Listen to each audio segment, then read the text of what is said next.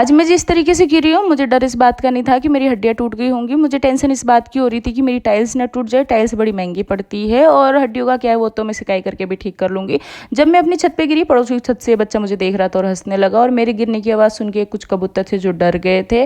चाहे आपकी हड्डियाँ टूटे, चाहे फ्लोर फूटे, आपका काम नहीं रुकना चाहिए। हे गाइस, वेलकम टू नानो की दुनिया। आप लोगों ने अभी तक मेरे चैनल को सब्सक्राइब नहीं किया तो फटाफट से मेरे चैनल को सब्सक्राइब कर लो। मेरठ में रोज़ बारिश होने के बाद मेरे कुछ कपड़े रह गए थे धुलने, फटाफट से धो के मैं चल दी सासू माँ की तरफ। नीचे गई तो भाभी आई हुई थी यहाँ पे, इनका लिया मैंने आशीर्वाद। ये भाभी हमारे पास में रहती है और हम दोनों सास बहू की वाइफ, इनसे मैच होती है। सासू माँ चली गई किचन में काम करने के लिए। ये कहने लगी थी इसका कैमरा चालू हो जाएगा, भाई भग जाओ यहाँ से। फिर मैं भाभी से बात करने बैठ गई। हमारे यहाँ पे सारे ओपन माइंडेड है, किसी के भी ख्याल आता है ऐसे नहीं है कि बहू को घूंघट में रखना चाहिए। मैं अपने ससुराल में भी अपनी मम्मी पापा के घर की तरह ही रहती हूँ, बहुत आज़ाद रहती हूँ। हमारे यहाँ पे सब लोग ओपन माइंडेड हैं। फिर भाभी से बात करने के बाद, माँ से बात करने के बाद, भाभी चली गई थी अपने घर की तरफ और माँ चली गई थी मंदिर। आज थी शिवरात्रि, माँ को करनी थी पूजा। ये चली गई मंदिर और मैं आ गई थी खाना करने के लिए। कुट्टू की पकौड़ियाँ बनानी थी मुझे आज, क्योंकि हमारे यहाँ पे समा के चावल या कुट्टू की पकौड़ी खाई जाती है। शिवरात्रि के दिन फलाहार होता है हमारे यहाँ पे, अन्न नहीं खाया जाता है। तो मैं फटाफट पकौड़े बनाने लगी थी। मेरे हस्बैंड का भी आज फास्ट था।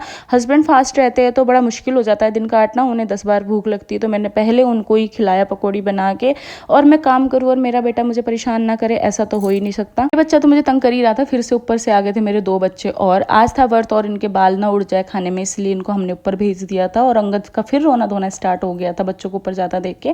मुझे नहीं लगता मेरी उम्र में किसी को इतनी दिक्कत होगी जितनी मुझे है। मैं कोई भी काम करने से पहले मुझे दवाई खानी पड़ती है। मेरे पैरों में इतना दर्द रहता है आजकल।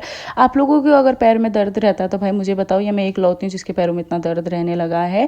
और मेरे पास इतनी ज्वेलरी नहीं है जितनी मेरे पास दवाइयों का कलेक्शन है। अगर आप लोगों को दवाइयों का कलेक्शन देखना है तो मुझे बताना, मैं आप लोगों को जरूर बताऊंगी मेरे पास कितने। कभी मेरे हाथ में दर्द, कभी मेरे पैर में दर्द, बिना वजह मेरे पैरों में दर्द, और आजकल तो मेरे उंगलियों में भी दर्द रहने लगा है।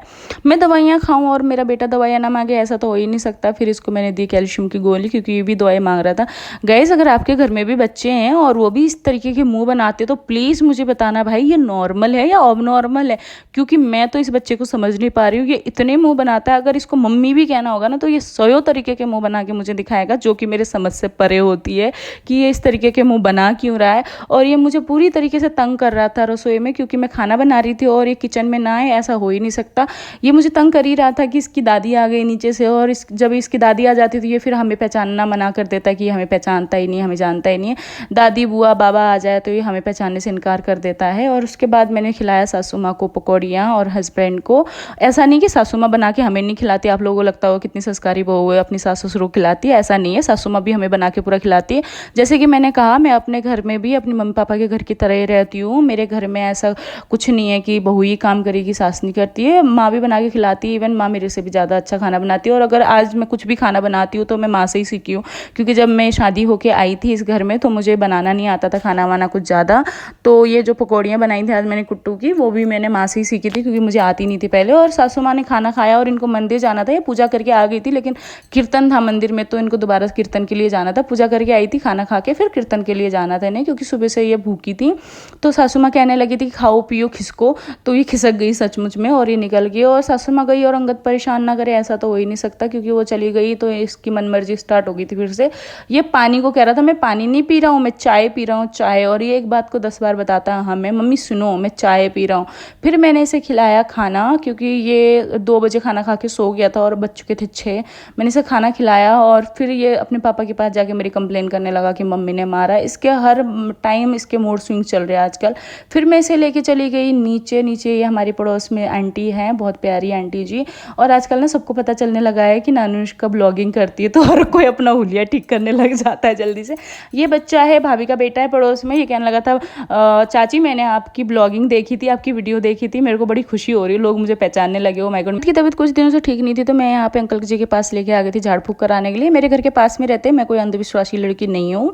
अंकल जी भी बड़े खुश हो रहे थे, मैं वीडियो बना रही थी उनकी। तो हमारे यहाँ पे ना सारे लोग मिलनसार है, ऐसा कोई भी नहीं है कि ऐसा काम नहीं करना बोलने वाले। अंकल जी बहुत मिलनसार है हमारे।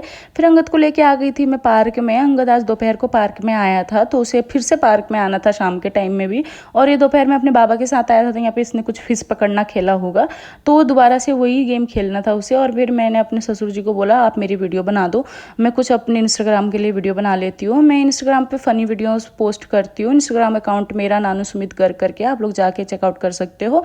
फिर मैं आ गई थी अंगद को लेके घर और यहाँ पे मिल गए थे भैया। ये जो दिन में भाभी आई थी उनके बेटे हैं ये भैया। आज के टाइम अंगद को घर लेके जाना सबसे बड़ा टास्क है। अंगद घर जाने को राजी नहीं था और मेरी तबीयत ज़्यादा ही बिगड़ने लगी थी क्योंकि मेरे पैरों में दिन से दर्द था और अंगद घर जा ही नहीं रहा था। तो मेरे ससुर जी ने बोला बेटा आप चलो मैं लेके आता हूँ। फिर अंगद को मेरे ससुर जी ऊपर लेके आ गए और मैंने जैसे आप लोगों को कहा था मैं अपने ससुराल में बेटी की तरह ही रहती हूँ। मैं बहुत लकी हूँ कि मुझे इस तरीके का परिवार मिला। मुझे यहाँ पे किसी भी तरीके की कोई पाबंदी नहीं है और जलो मत लड़कियों।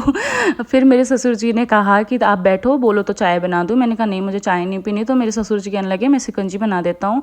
तो उन्होंने मेरे लिए शिकंजी बना दी। गाइस अगर आप लोगों को मेरी वीडियो पसंद आती है तो मेरे चैनल को सब्सक्राइब करो और मुझे मोटिवेट करो कि मैं आगे भी वीडियो बनाऊँ इसी तरीके से। और मैं आगे कोशिश करूँगी आप लोगों की और भी बेहतर तरीके से वीडियो बनाऊँ। अभी क्योंकि मेरा स्टार्टिंग है तो थोड़ी सी मिस्टेक मेरे से हो जाती है। अभी मैं सीख ही रही हूँ कैसे वीडियो बनाते हैं। Thank you for watching guys.